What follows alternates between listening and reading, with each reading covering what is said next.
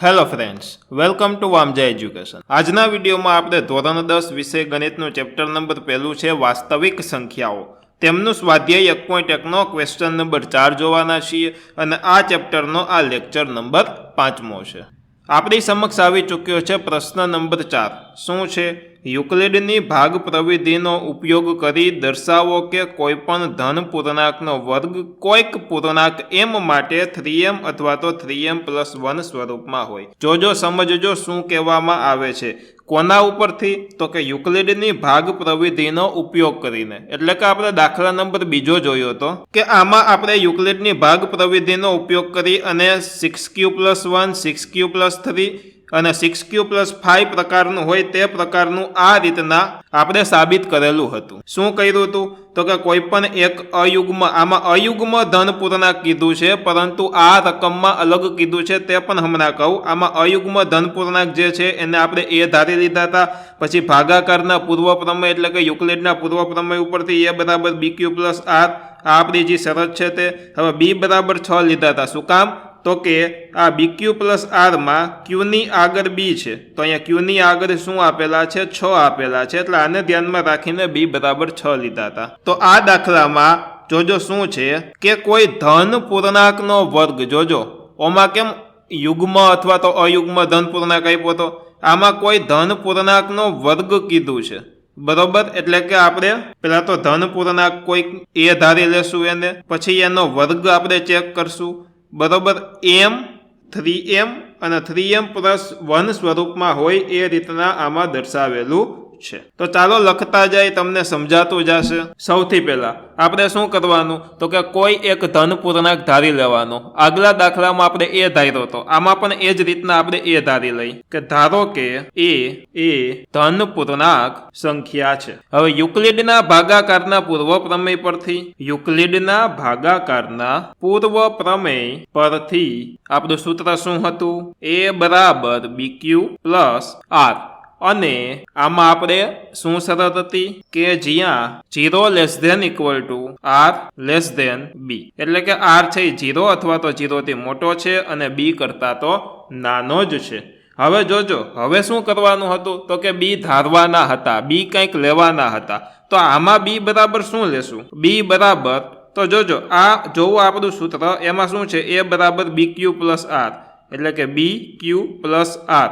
તો આમાં જોવો જોઈએ, આમાં જે ચલ આપ્યો છે q ની જગ્યાએ રકમમાં અહીંયા m આપેલો છે, જોયું અહીંયા m આપેલો છે તો m ની આગળ q આંકડો છે 3 છે, તમે જોઈ શકો છો બરોબર। તો આમાં અહીંયા m તમે ધારો તો m ની આગળ શું છે? b, તો b ની જગ્યાએ શું લેશો? તો કે અહીંયા 3 આપેલો છે એટલે આપણે આમાં 3 લેશું દાખલામાં। એટલે b બરાબર 3 લેતા હવે જોજો b ની કિંમત 3 લીધી છે તો અહીંયા પણ હું b ની જગ્યાએ 3 લઉં તો r ની કિંમત શું થાય? તો કે 0 થી મોટા, 0 અથવા તો 0 થી મોટા અને 3 કરતા નાના। તો અહીંયા મેં 3 લીધો હોય તો r ની કિંમત 0 હોય, કાં તો 1 હોય અને કાં તો 2 હોય, 3 કરતા તો નાની જ હોય। તો r ની આ 3 માંથી કોઈ પણ કિંમત હોઈ શકે છે એટલે હું લખીશ r બરાબર 0, 1 અને 2 આટલી r ની કિંમત હોઈ શકે છે। હવે આપણું સૂત્ર લખો। હવે જોજો પહેલા હું r ની જગ્યાએ 0 લઈ લઉં, અહીંયા r બરાબર 0 લઈ લઉં તો શું મળે છે ચેક કરજો। તો a બરાબર આ b છે, ત્યાં તો હું b ની જગ્યાએ 3 લઈશ બરોબર અને r ની જગ્યાએ 0 લઈશ। a બરાબર 3q, હવે 3q અને +r છે એટલે કે +0। હવે આ +0 ન લખીએ તોય ચાલે એટલે શું મળ્યું? a બરાબર 3q। એમના પછી હવે b ની જગ્યાએ 3, અહીંયા 3 લીધા છે એટલે હવે r ની જગ્યાએ 1 લેશું એટલે કે a બરાબર 3q+1, a બરાબર 3q+1। હવે શું લેશું? તો કે હવે r ની જગ્યાએ 2 લઈ, b ની જગ્યાએ 3 છે તો અહીંયા 3 અહીંયા 2 તો a બરાબર 3q+2, a બરાબર 3q+2। હવે તો કે હવે આને પહેલાને હું સમીકરણ 1 કહી દઉં, આને સમીકરણ 2 કહી દઉં અને આને સમીકરણ નંબર 3 કહી દઉં છું। હવે અહીંયા દાખલો પૂરો નથી થતો। શું કામ? તો કે આમાં એક વસ્તુ વધારે આપેલી છે। શું આપેલી છે તો કે કોઈ પણ ધન પૂર્ણાંકનો વર્ગ આપેલો છે તો સૌથી પહેલાનો વર્ગ કરશું, પછી બીજાનો વર્ગ કરશું અને પછી ત્રીજાનો વર્ગ આપણે કરવાનો રહેશે. તો સૌથી પહેલું શું છે a બરાબર 3q. આના માટે જોઈ લઈ a બરાબર 3q માટે હવે શું કરશું વર્ગ કરવાનો. તો સૌથી પહેલા a નો વર્ગ એટલે કે a વર્ગ બરાબર 3q વર્ગ. હવે 3q વર્ગ એટલે શું થશે 3 નો વર્ગ 9 અને q નો વર્ગ q વર્ગ બરાબર 9q વર્ગ. શું કામ તો કે 3 નો વર્ગ 9 અને q નો વર્ગ q વર્ગ. હવે જોજો અહીંયા રકમમાં જ એક સૂચન લખેલું છે કે ધારો કે x એ કોઈ ધન પૂર્ણાંક છે બરોબર. અહીંયા x ની જગ્યાએ આપણે શું ધાર્યું છે એ ધાર્યો છે. ચાલો કાંઈ વાંધો નહીં, ચાલો એની જગ્યાએ x લખી નાખો. તો અહીંયા x લખો. એક કામ કરીએ x નથી લખવો ત્યાં એ જ રાખીએ બરોબર. પરંતુ આગળનું સૂચન છે એ આપણે વાંચીએ કે ધારો કે x એ કોઈ ધન પૂર્ણાંક છે તો તે 3q+1 અથવા તો 3q+2 સ્વરૂપનું હોય એટલે કે m 3m અને 3m+1 સ્વરૂપે એવી રીતના આમાં લખેલું છે ઉપર રકમમાં બરોબર. અહીંયા શું કીધું છે 3q 3q+1 અને 3q+2 સ્વરૂપનું હોય. તો જુઓ 3q 3q+1 અને 3q+2 સ્વરૂપનું આપણને મળી ગયું છે ઓલરેડી.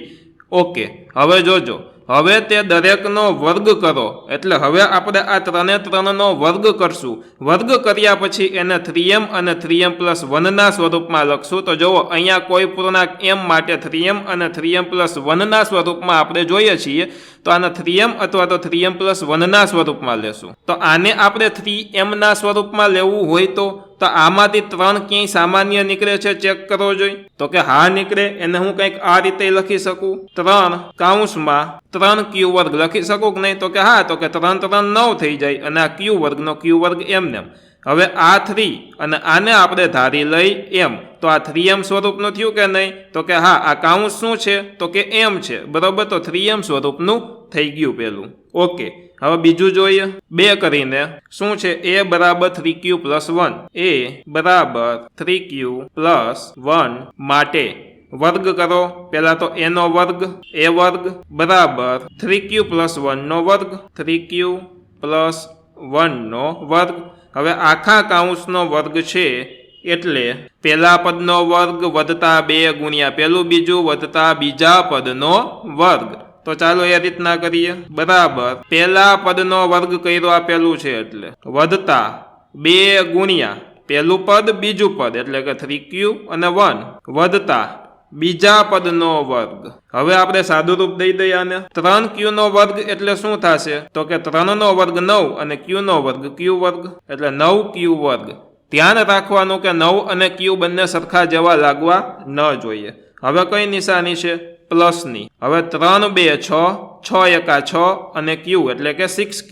ચાલો 6q વત્તા હવે શું છે આ એક વર્ગ છે એટલે 1. હવે આપણને શું કીધું છે કે એનો વર્ગ કરશો તો કાં 3m અથવા તો કાં 3m+1 સ્વરૂપનું હશે. તો આને 3m અથવા તો 3m+1 સ્વરૂપનું ફેરવીએ તો 3m માં ફેરવવા માટે 3 માંથી 3 સામાન્ય કાઢવો પડે પરંતુ અહીંયા 3 છે નહીં તો +1 છે.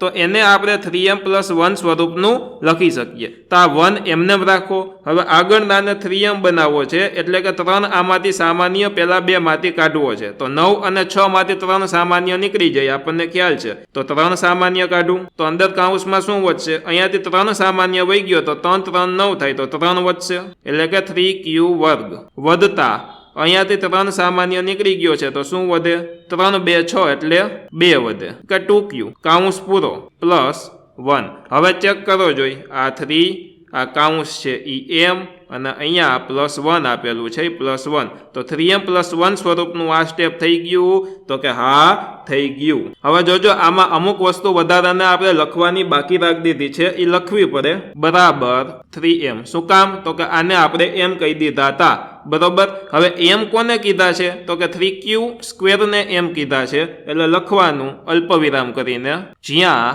m બરાબર 3q વર્ગ. હવે એવી જ રીતના નીચેનામાં જોવો જોઈએ q ફોર્મ લીધું હતું તો કે 3m+1 ફોર્મ લીધું હતું જ્યાં m બરાબર આમાં m બરાબર શું છે તો કે આ કૌંસ એટલે કે 3q² વત્તા 2q એટલે 3q² વત્તા 2q 3q. હવે આ જ રીતના ત્રીજું કરવાનું. ત્રીજું શું છે? a બરાબર 3q પ્લસ 2. 3 કરીને લખું a બરાબર 3q પ્લસ 2 માટે હવે જોજો શું કરશું તો કે વર્ગ કરશું. આ a નો વર્ગ શું થશે તો કે a વર્ગ બરાબર 3q પ્લસ 2 નો વર્ગ. હવે 3q પ્લસ 2 નો વર્ગ કરવાનો છે તો આ પહેલું પદ વધતા બીજું પદ આખા કાઉન્સનો વર્ગ બરાબર પહેલા પદનો વર્ગ વધતા 2 ગુણ્યા પહેલું પદ બીજું પદ વધતા બીજા પદનો વર્ગ. તો ચાલો પહેલા પદનો વર્ગ એટલે કે પહેલું પદ 3q છે એટલે કે 3q નો વર્ગ વધતા 2 ગુણ્યા આ પહેલું પદ એટલે 3q અને આ બીજું પદ એટલે કે 2 વધતા બીજા પદનો વર્ગ એટલે કે 2 નો વર્ગ. હવે આનો વર્ગ કરો જોઈએ. 3 નો વર્ગ 9 q નો વર્ગ q વર્ગ એટલે કે 9q વર્ગ વધતા 3 2 6 2 12 q એટલે કે 12q વધતા 2 નો વર્ગ એટલે 4. હવે આ એક નવું આવ્યું. હવે આને આપણે કેના ફોર્મમાં લખવાનું તો કે કાં તો 3m ફોર્મમાં લખવાનું અને કાં તો 3m પ્લસ 1 ફોર્મમાં લખવાનું. જો આ ફોર્મમાં લખવું હોય તો 3 3 માંથી 3 સામાન્ય નીકળવો પડે તો અહીંયાથી 3 સામાન્ય નીકળતો નથી. આ ફોર્મમાં લખવું હોય તો પાછળ પ્લસ 1 હોવા જોઈએ પરંતુ અહીંયા પાછળ પ્લસ 1 નથી. તો શું કરશું તો કે તો આપણે એક બુદ્ધિ વાપરશું આમાં. જેમ કે 9q વર્ગ વત્તા 12q એમને રાખશું. 4 ને આપણે 3 વત્તા 1 લખી શકીએ તો કે હાંજી 3 વત્તા 1 લખી શકાય. હવે આ ત્રણેયમાંથી 3 સામાન્ય નીકળે છે તો કે હા પાછળ જે કાઉન્સ વધશે એ m અને આ શું છે પ્લસ 1. તો ચાલો 3 સામાન્ય કાઢીએ. 3 કોમન કાઢ્યો તો 3 3 9 થાય એટલે 3 વધશે અને q વર્ગ વધશે વધતા હવે 3 સામાન્ય કાઢ્યો છે એટલે 4 તેરી 12 થાય તો 4 અને આ q વધતા આ 3 સામાન્ય નીકળી ગયો છે તેની જગ્યાએ 1 કાઉન્સ પૂરો. કારણ કે આ 3 માંથી જ આપણે 3 સામાન્ય કાઢ્યો તો પ્લસ 1 ને પાછળ એમને લખશું પ્લસ 1. તો જોવો જોઈ આ 3 આ જે કાઉન્સ છે એ m અને અહીંયા પ્લસ 1 સ્વરૂપનો થઈ ગયું તો કે હા. તો હવે શું લખશું આપણે તો કે બરાબર કરીને લખશું 3m પ્લસ 1 જ્યાં m બરાબર m કોને કીધો તો કે આ કાઉન્સને m કીધો. શું છે કાઉન્સ તો કે 3q સ્ક્વેર વધતા 4q વધતા 1 એટલે આ 3 3 નું આપણે કરી નાખ્યું. ક્યાં 3 નું તો કે આ 3 3 નું. અને આ 3 3 ની અંદર વર્ગ પૂર્ણાંકો આવી જાય. તમારે ચેક કરવું હોય તો કરી લેજો. હવે દાખલાની છેલ્લી લીટી આપણે લખશું કે તેથી કોઈ ધન પૂર્ણાંક નો વર્ગ કોઈ પૂર્ણાંક m માટે ક્યાંથી લીટી લખીએ છીએ તો કે રકમમાંથી કે કોઈ પણ ધન પૂર્ણાંક નો વર્ગ કોઈ પૂર્ણાંક m માટે 3m અથવા તો 3m પ્લસ 1 સ્વરૂપનો હોય માટે 3m અલ્પવિરામ 3m પ્લસ 1 સ્વરૂપનો હોય. તો અહીંયા આપણો આ દાખલો પૂરો થાય છે. આશા રાખું છું કે આ દાખલો તમે લખતા શીખી ગયા હશો, સમજાઈ ગયો હશે. જો મજા આવી છે તો વિડીયોને લાઇક કરો. ચેનલમાં નવા હોવ તો સબસ્ક્રાઇબ કરીને બેલ આઇકન દબાવો તથા આ વિડીયોને તમારા મિત્રો પરિવાર દોસ્તો સાથે ચોક્કસથી શેર કરો તથા તમારા ધોરણના કોર્સ ખરીદવા માટે પ્લે સ્ટોરમાંથી વામજા એજ્યુકેશન એપ્લિકેશન ડાઉનલોડ કરો. ધન્યવાદ.